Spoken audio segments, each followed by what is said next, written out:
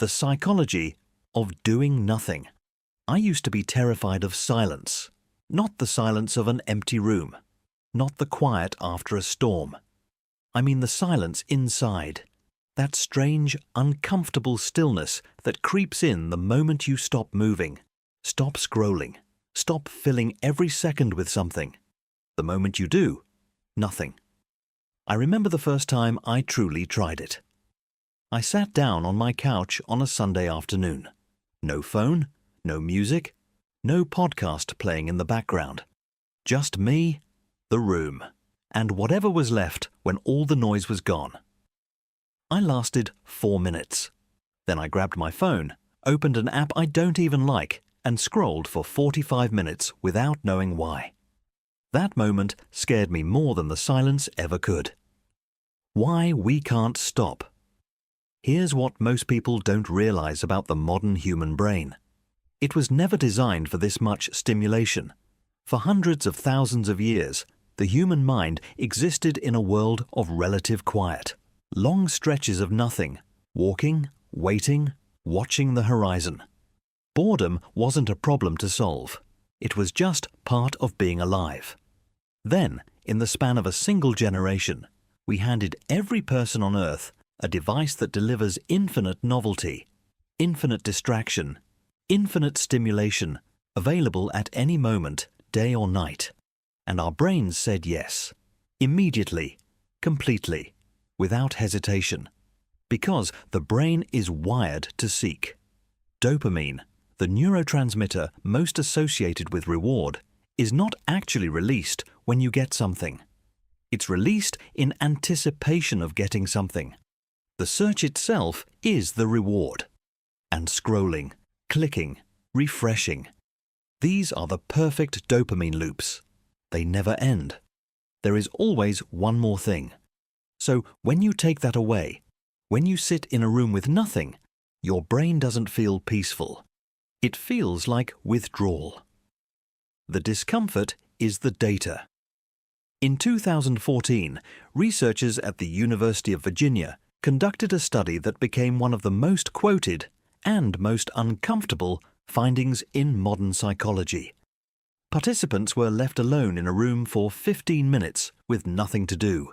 No phone, no reading material, just their thoughts. 2/3 of men and 1/4 of women chose to give themselves mild electric shocks rather than sit alone with their own minds. They preferred physical pain to mental stillness. When I first read that study, I laughed. Then I stopped laughing, because I understood it completely.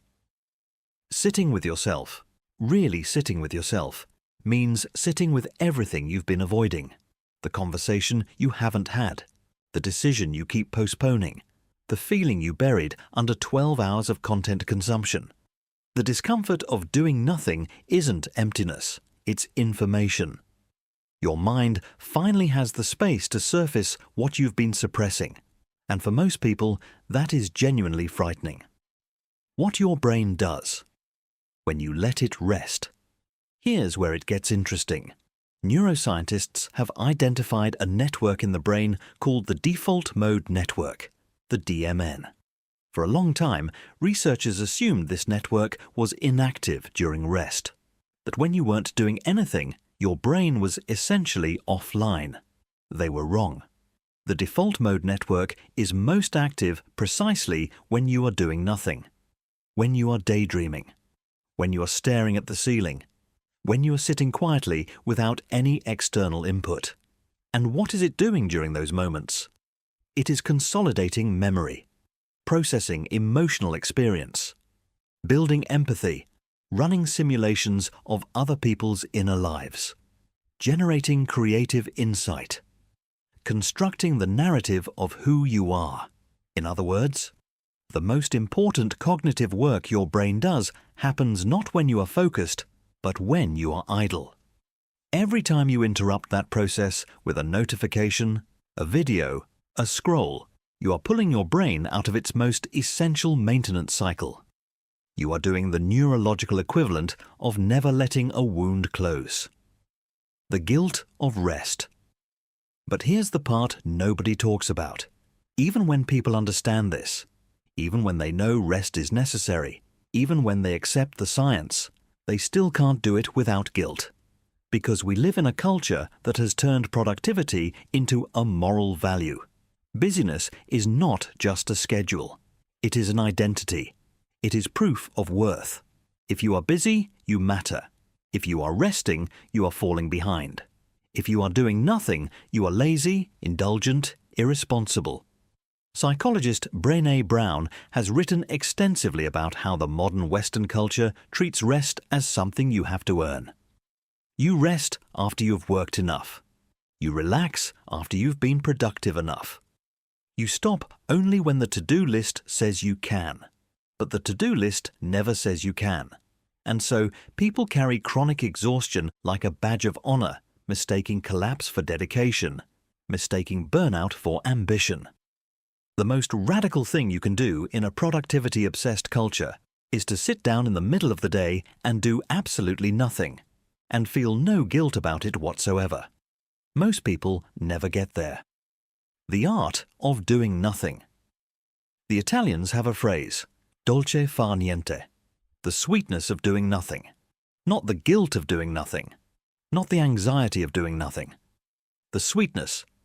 The Japanese practice ma, the conscious appreciation of pause, of empty space, of the gap between things. In Japanese aesthetics, the silence between notes is as important as the notes themselves. These aren't just cultural quirks. They are ancient intuitions about something modern neuroscience is only now beginning to confirm. Rest is not the absence of productivity. It is a different kind of productivity. One that happens below the surface, in the quiet, in the spaces between doing. When you let your mind wander, truly wander without redirecting it, it begins to make connections you couldn't force. Solutions appear that hours of focused effort couldn't produce. Emotions settle into clarity. The noise separates from the signal.